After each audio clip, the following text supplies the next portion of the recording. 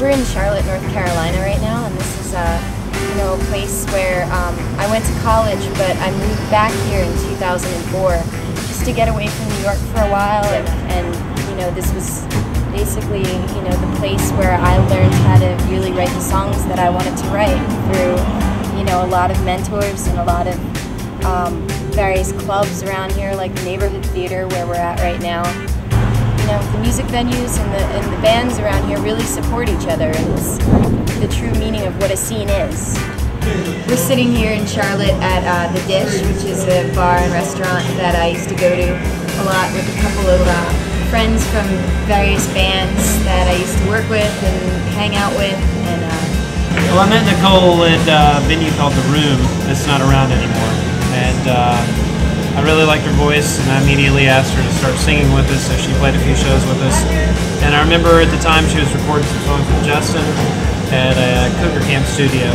Justin had this recording studio called the Cougar Camp for a while in 2004, and it was basically it was like ground zero for anything musical and creative at the time. I guess that was 2004. That was 2004, yeah. So we were recording my EP there, and just during that time I was singing backup vocals, I think, on pretty much every record you made there. Yeah. And it was really cool just because everybody else was doing a different type of music than I was at the time, so.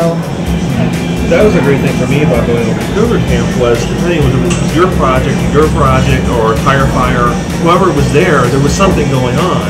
And there was a little bit of all these different people in everybody's records, but it had all these different things going on. It really was sort of a great place to just create. And whether that's in Charlotte or any other city, you need places like that. Just to find time to create with other people and do what you're gonna do. Just a lot of freedom around here for young artists to do, to make something out of nothing.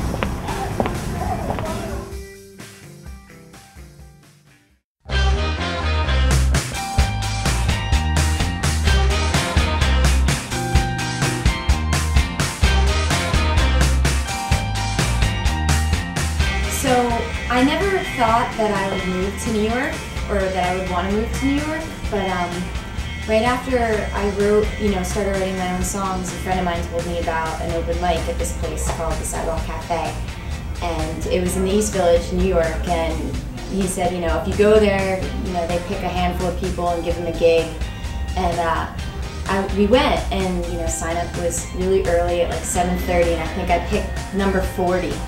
And so I was here till like 4 a.m. almost, it felt like, or maybe 3 a.m. But I played a song and they gave me a gig, and it was just so much fun, and it was all these different musicians that none of them sounded alike, and everybody just had this really weird way of putting songs together that I never heard before, and everybody was really like listening to each other, which never happens at an open mic. So I was just so inspired, and I just thought it was so much fun and so great, so I started coming every Monday. And then after a while, for that summer, I think the corner of 6th and Avenue A just became my home. I had this big red truck, and I used to park it out in the front and do the open mic, and it would just be so late I used to just sleep in my car. And that would actually happen for a few days. I would sleep in my car for like 3 days, and that's how I met most of my friends. They were songwriters too, and they'd be like, "Oh, you sleep in your truck?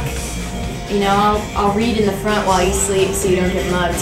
So, the whole the Sidewalk Cafe in the East Village has just been a catalyst for, I guess my music and my band coming together really. Pretty much met every member of my band at the Sidewalk Cafe. And I guess I met Dan when I was playing a show at the Sidewalk Cafe. It was right after I, finished my demos and put them up on MySpace. It's actually one of your friends. I forget who it was, but she's like, "Oh, Nicole needs a band. Nicole needs a band. She's a great singer." And I remember being like, "Oh yeah, so there's another person who needs a band. Everyone needs a band." And then but we would hang out, and we came to see her sing at Sidewalk, and that's the first time I heard her sing, and I was like, "Oh, okay." It was a disaster gig. I was blown away. It's great. I met Dave 4 years ago at the Sidewalk Cafe at the open mic, and we were friends back then, but I hadn't seen him in a few years, and he just walked into our guitar player auditions and nailed it. No, okay. Woo! Yeah. So yeah, Dave has a really cool sound. We have a funny way of working together because I can't really tell Dave what I want from him, but I can sing it to him. So I'll be like, can you make this part a little more like you're getting knocked over by a wave? You know, and you'll just be like, okay. Yeah, sure. You know, Dan is all like schooled and knowledgeable about music, and me and Dave just kind of wing it. So I think the fact that we can all work together and we don't know anything and they know things. Yeah, it totally makes And it's like a good balance. it makes the songs not sound like everybody else's songs. Yeah. You know, because we have no idea what we're doing, and Dan makes it sound like we do. No, you don't know what you're doing. I'm just kidding. We totally know what we're doing.